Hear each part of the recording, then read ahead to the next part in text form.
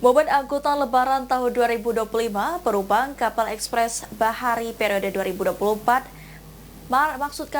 pada tanggal 24 Maret hingga 7 April 2025, mencapai 4.504 penumpang atau meningkat sekitar 5% dibandingkan periode yang sama di tahun 2024 yang lalu.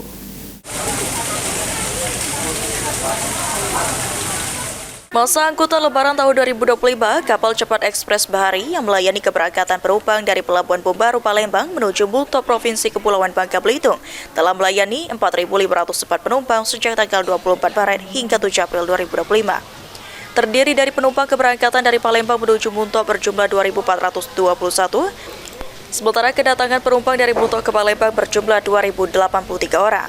Darmawi, manajer komersial PT Pelindo Regional 2 Palembang mengatakan, pada arus balik libur Lebaran, puncaknya terjadi sejak 3 hari terakhir, dengan full kapasitas penumpang berjumlah 406 orang. Dengan adanya beberapa transportasi alternatif tujuan Palembang-Bangka, seperti Pelabuhan Bombaru, Pelabuhan Tanjung Api-Api, dan angkutan udara, sehingga pada momen Lebaran penumpang Pelabuhan Bombaru hanya meningkat sekitar 5% dibandingkan periode yang sama di tahun 2024. Ini terjadi peningkatan di 3 hari terakhir ini, penumpang yang melewati Pelabuhan Bombaru yang menuju ke Multo.